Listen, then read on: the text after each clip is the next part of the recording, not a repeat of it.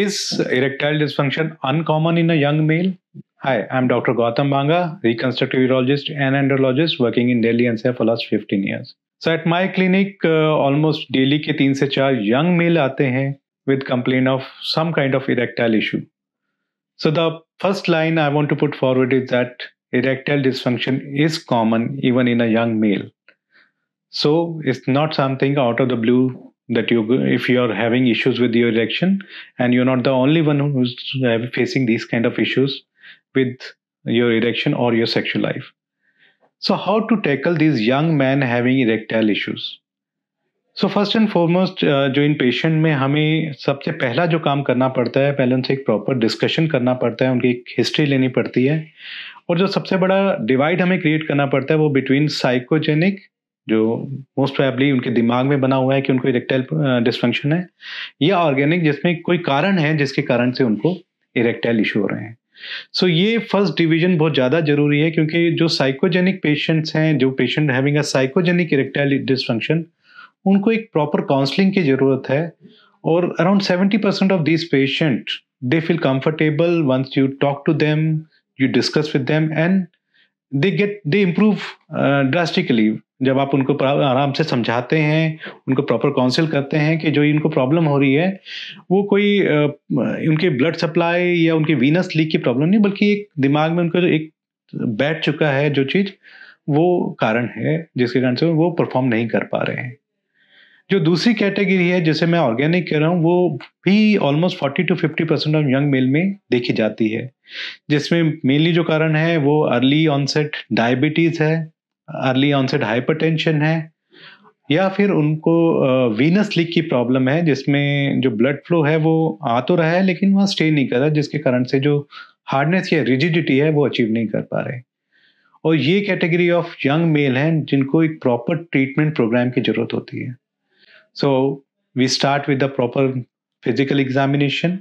We do a blood profile, जिसमें हम normally blood sugar, lipid profile, serum testosterone, prolactin और thyroid profile कराते हैं.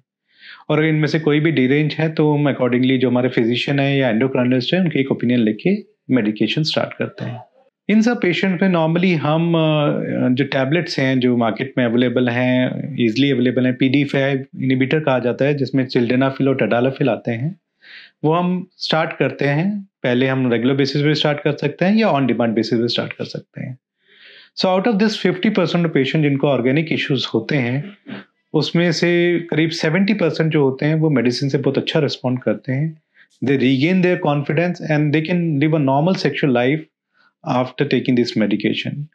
कुछ पेशेंट थोड़े टाइम बाद इन मेडिसिन से ऑफ भी हो जाते हैं, मतलब वो मेडिसिन लेना बंद भी कर देते हैं, बट 30-40 और इवन 50% ऑफ पेशेंट उनको लाइफ टाइम भी ये मेडिसिन यूज करनी पड़ सकती है. सो दूसरा क्वेश्चन यंग पेशेंट्स में होता है कि डॉक्टर मेडिसिन कब तक, for how long we have to take this medicine. So ये आंसर थोड़ा सा डिफिकल्ट हो, ये क्वेश्चन थोड़ा डिफिकल्ट होता है हमारे लिए आंसर करना.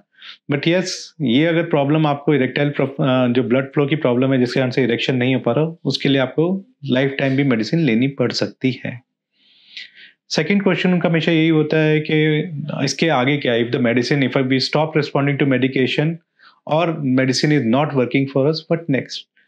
Then there are various injections which are there, which is known as intracavernosal injection like Biomix or Trimix, जिससे जब उनको जरूरत है एज एंड व्हेन रिक्वायर्ड वो इंजेक्शन लेके इरेक्शन अचीव कर सकते हैं.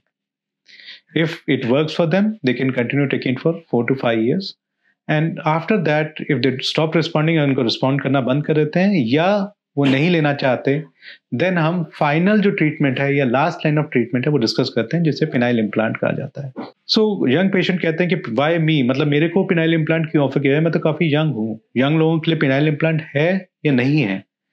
सो implant is for erectile dysfunction, and अगर इरेक्टाइल डिस्फंक्शन यंग में है, मिडिल एज में, ओल्ड में है, so penile implant is more like a permanent solution. So young होना is not a contraindication for penile implant.